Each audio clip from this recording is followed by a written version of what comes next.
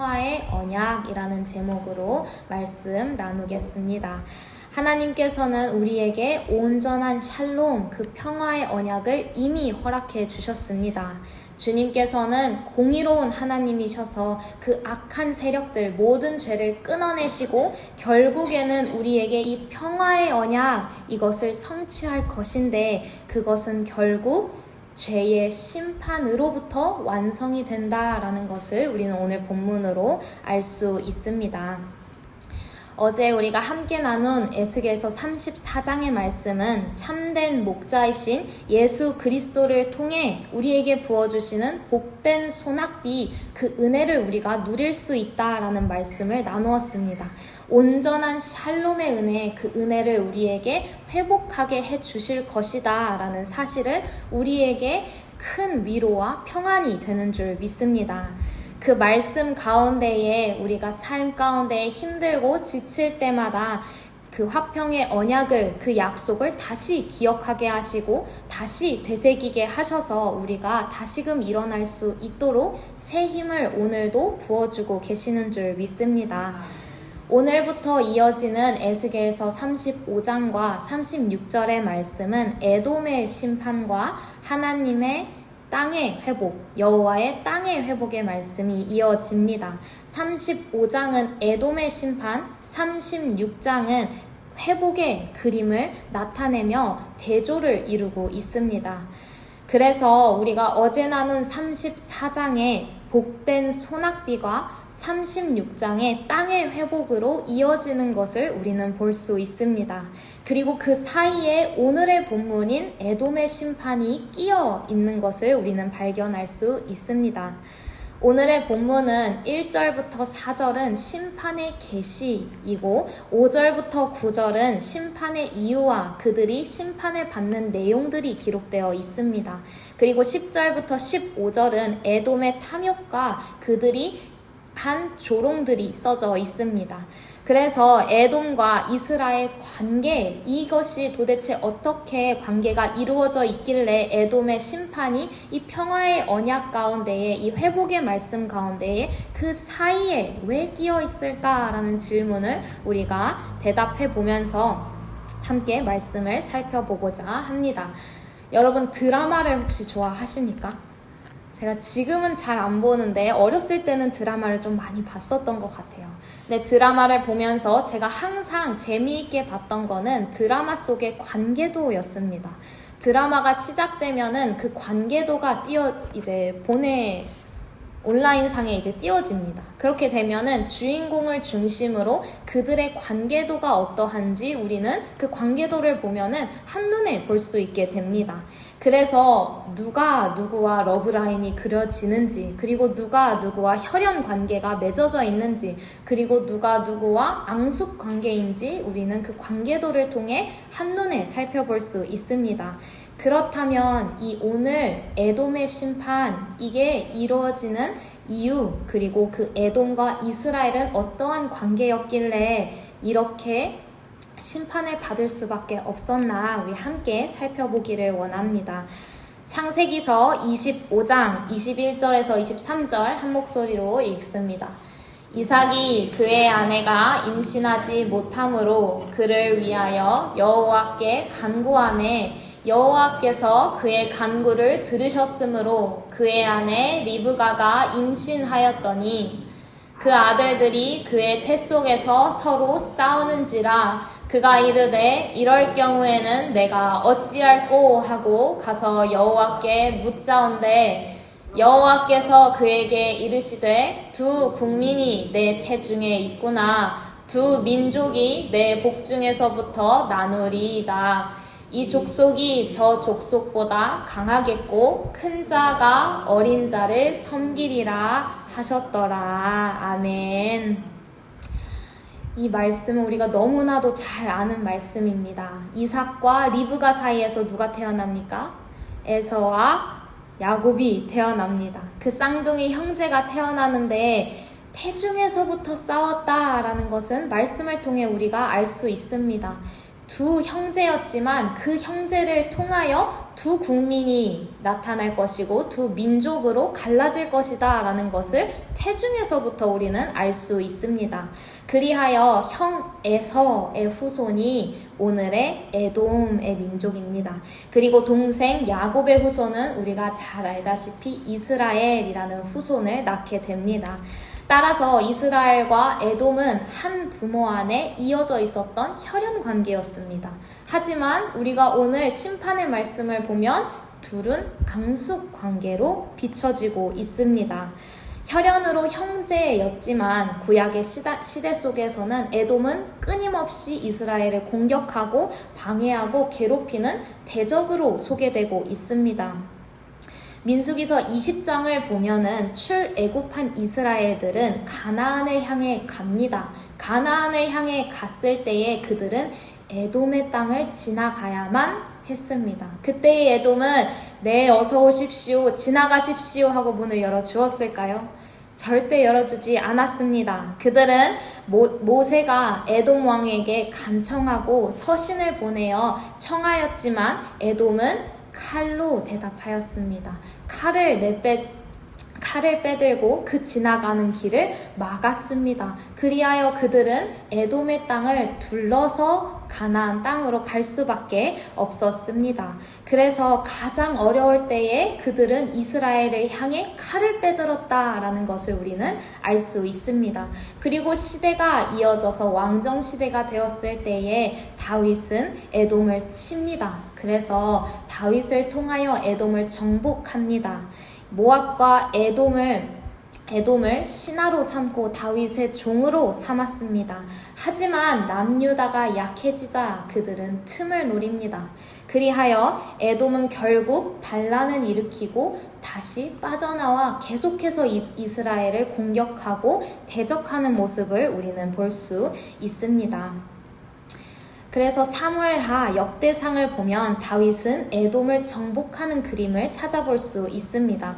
다윗이 소금 골짜기에서 에돔 사람 18,000명을 쳐 죽이고 온 에돔에 수비대를 두어 에돔 사람들이 모두가 다 다윗의 종으로 되었다라는 사실을 우리는 찾아볼 수 있습니다.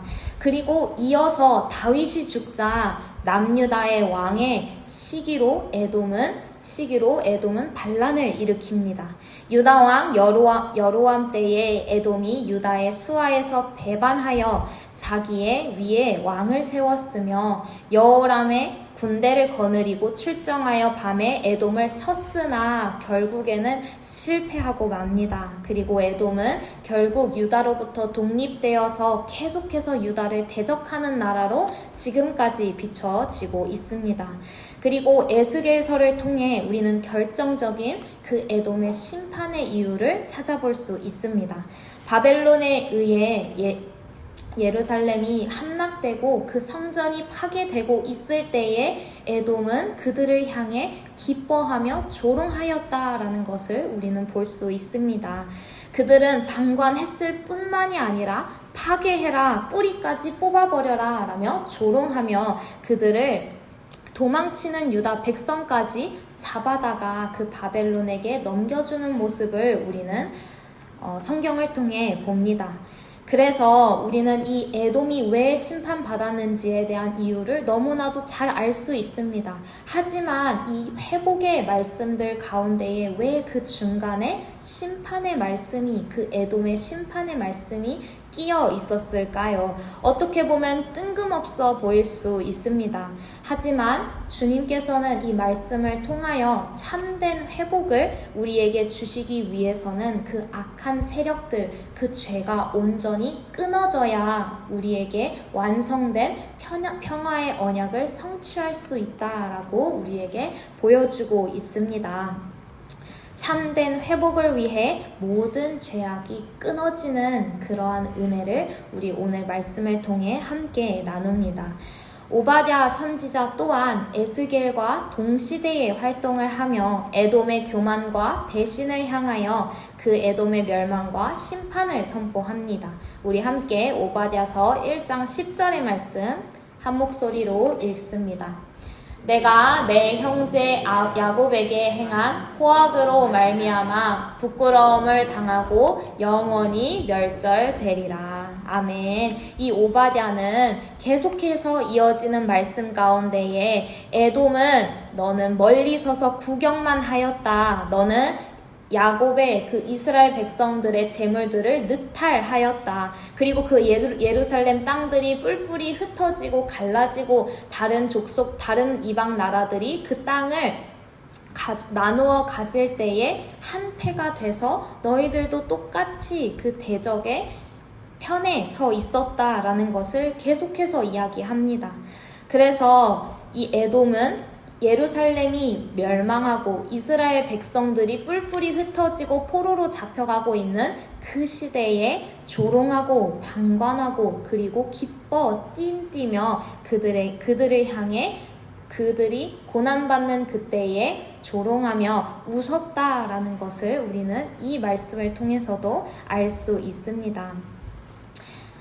형제인 야곱 족속이 어려운 상황 가운데 있을 때에 돕기는커녕 오히려 기뻐하였다라는 것을 우리는 찾아볼 수 있고, 이를 향해 하나님은 분명히 심판하십니다. 함께 에스겔서 35장 5절의 말씀 한 목소리로 읽습니다. 내가 옛날부터 하늘 품고 이스라엘 족속의 환난 때에 곧 죄악의 마지막 때에 칼의 위력에 그들을 넘겼도다. 아멘. 하나님께서 이 세일산 에돔이라는 나라를 심판하는 이유는 옛날부터 이들이 한을 품었고 칼로 그들을 대적했기 때문입니다. 이러한 심판 앞에서 하나님께서는 에돔을 향해 무엇이라고 말씀하십니까? 함께 12절의 말씀 함께 봅니다. 내가 이스라엘 산들을 가리켜 말하기를 저 산들이 황폐하였으므로 우리에게 넘겨주어서 삼키게 되었다 하여 욕하는 모든 말을 나 여호와가 들은 줄을 내가 알리로다. 아멘. 주님께서는 그 에돔의 모든 행실과 그 생각들과 그 마음들을 항상 듣고 계셨다라는 사실입니다. 하나님께서는 이 세상 가운데의 악한 세력, 그 에돔 영원히 황폐해질 것을 지금 오늘날 우리에게 소망으로, 희망으로 주고 계시는 줄 믿습니다.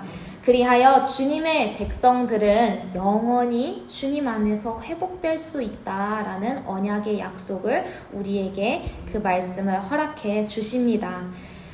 심판을 받는 그 악한 세력에게, 그리고 회복이 약속된 주의 백성들에게 내가 여호와인 줄을 알리라 라는 말씀을 밝히 비춰주고 계십니다. 그래서 우리가 기억해야 할 것은 무엇입니까? 첫 번째는 주님의 공의입니다. 공의로우신 하나님을 우리는 날마다 기억해야 하는 줄 믿습니다. 주님께서는 악한 세력을 엄하게 벌하시고 심판하십니다. 항상 우리의 눈물의 기도를 듣고 계시고 세상 가운데 겪는 모든 억울함과 대적을 주님께서 그 누구보다 잘 아실 줄을 믿습니다. 그래서 그러한 악한 세력과 모든 대적들이 제거될 때에 우리는 온전한 회복을 주님 안에서 누릴 수 있다라는 그 은혜의 말씀 아멘으로 받기를 소망합니다. 주님께서는 주님의 열심으로 우리의 메마른 심령 가운데에 그 복된 소낙비를 내려주실 것입니다. 그 복된 소낙비를 우리가 온전히 누릴 때에 우리는 30배, 60배, 100배 열매 맺는 역사를 우리는 눈으로 볼 수 있습니다. 우리 함께 시편 137편 7절의 말씀 함께 읽습니다. 여호와여, 예루살렘이 멸망하던 날을 기억하시고 에돔 자손을 치소서. 그들의 말이 헐어버리라 그 기초까지 헐어버리라 하였나이다. 아멘. 세 번역에는 이렇게 쓰여 있습니다. 주님, 예루살렘이 무너지던 그날에 에돔 사람이 하던 말 헐어버려라 헐어버려라. 기초가 드러날 때까지 헐어버려라 하던 그 말을 기억하여 주십시오 라는 이 기도의 소리를 주님께서는 들어주셨습니다. 시편 56편 8절의 말씀도 함께 봉독합니다. 나의 유리함을 주께서 나의 눈물을 주의 병에 담으소서. 이것이 주의 책에 기록되지 아니하였나이까. 아멘. 주님께서 우리의 눈물의 기도 다 듣고 계신 줄을 믿습니다. 그리고 우리가 두 번째로 항상 기억해야 하는 것은 하나님의 임재입니다. 하나님께서는 우리와 늘 함께 하시는 임마누엘의 하나님이다라는 사실을 늘 기억해야 하는 줄 믿습니다. 예루살렘의 성전이 무너지고 모든 백성들이 포로로 끌려갔음에도 불구하고 하나님께서는 나는 너의 하나님이고 너희는 나의 백성이다 라는 사실을 잊지 말아라 라고 계속해서 기억하게 하십니다.